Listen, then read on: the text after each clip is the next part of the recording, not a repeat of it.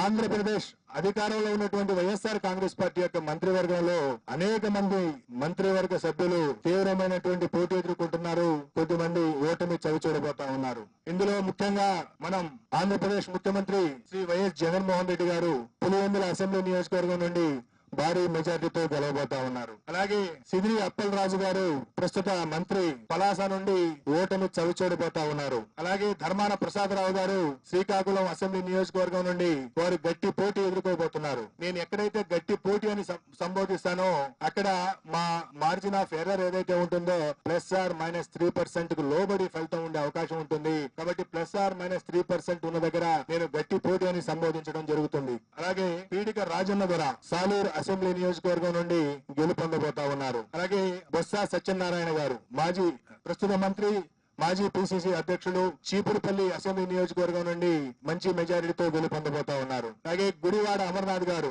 రాష్ట్ర ఐటీ శాఖ మంత్రులు గుడివాడ అమర్నాథ్ గారు గతంలో అనకాపల్లి నుండి ప్రాతినిధ్యం వహించారు. ప్రస్తుతం గాజువాక నుండి పోటీ చేస్తున్నారు. వారు ఓటమి చవిచూడబోతా ఉన్నారు. అలాగే పినిపే విశ్వరూప్ గారు వారు అమలాపురం శాసనసభ నుండి పోటీ చేస్తున్నారు. వారు గెలవబోతా ఉన్నారు. అలాగే కారుమూరి నాగేశ్వరరావు గారు వారు తణుకు నుండి ప్రాతినిధ్యం వహిస్తా ఉన్నారు. వారు రాష్ట్ర మంత్రి.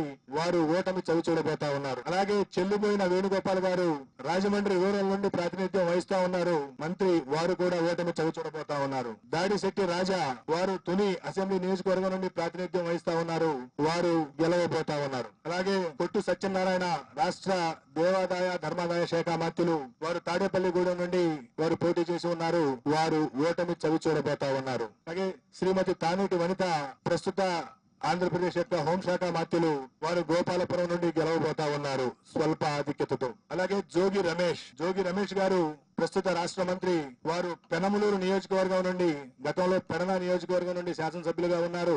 ఈ ఎన్నికల కోసం పెనమలూరు నుండి పోటీ చేశారు. వారు గట్టి పోటీ ఎదుర్కొనబోతా ఉన్నారు. అలాగే అంబటి రాంబాబు గారు గుంటూరు జిల్లా ఇప్పటి పల్నాడు జిల్లా సత్తెనపల్లి నియోజకవర్గం నుండి ప్రాతినిధ్యం వహిస్తున్నారు. రాష్ట్ర జలవనరుల శాఖ మంత్రులు. వారు గట్టి పోటీ ఎదుర్కొనబోతా ఉన్నారు. అలాగే శ్రీమతి విడుదల రజని గతంలో చిలకలూరుపేట నియోజకవర్గం నుండి ప్రాతినిధ్యం వహించారు. ప్రస్తుతం గుంటూరు పశ్చిమ నియోజకవర్గం నుండి పోటీ చేస్తున్నారు. వారు గట్టి పోటీ ఎదుర్కొంటున్నారు. స్వల్ప తేడాతో ఓటమి చవి చూసే అవకాశం ఉంది. శ్రీ మేరుగ నాగార్జున గారు గతంలో గుంటూరు జిల్లా వేమూరు నియోజకవర్గం నుండి ప్రాతినిధ్యం వహించారు. ప్రస్తుతం ప్రకాశం జిల్లా సంతనూతలపాడు నుండి పోటీ చేస్తున్నారు. వారు గట్టి పోటీ ఎదుర్కొంటున్నారు. వారు స్వల్ప ఆధిక్యతతో గెలిచేటువంటి అవకాశం ఉంది. అలాగే ఆదిమూలపు సురేష్ గారు గతంలో విద్యాశాఖ మంత్రిగా పట్టణాభివృద్ధి శాఖ మంత్రిగా పనిచేస్తున్నారు. వారు ప్రస్తుతం కొండేపి అనేటువంటి నియోజకవర్గం నుండి పోటీ చేస్తున్నారు. వారు స్వల్ప ఓట్ల తేడాతో ఓటమి చవి చూసే అవకాశం ఉంది. అలాగే కాకాని గోవర్ధన్ రెడ్డి గారు ప్రస్తుత రాష్ట్ర వ్యవసాయ శాఖ మంత్రులు సర్వేపల్లి నుండి పోటీ చేస్తా ఉన్నారు. వారు గెలిచేటువంటి అవకాశం ఉన్నది. అలాగే బుగ్గన రాజేంద్రనాథ్ రెడ్డి గారు ఆర్థిక శాఖ మంత్రులు. వారు కర్నూలు జిల్లా డోన్ నుండి ప్రాతినిధ్యం వహిస్తా ఉన్నారు. వారు గెలిచే అవకాశం ఉన్నది. అలాగే కె అంజద్ బాషా గారు రాష్ట్ర ఉప ముఖ్యమంత్రి కడప అసెంబ్లీ నియోజకవర్గం నుండి పోటీ చేస్తా ఉన్నారు. వారు ఈ ఎన్నికల్లో స్వల్ప ఆధిక్యతతో గెలిచే అవకాశం ఉన్నది. శ్రీ పెద్దిరెడ్డి రామచంద్రారెడ్డి గారు సీనియర్ మంత్రివర్యులు పొంగనూరు అసెంబ్లీ స్థానం నుండి ప్రాతినిధ్యం వహిస్తా ఉన్నారు.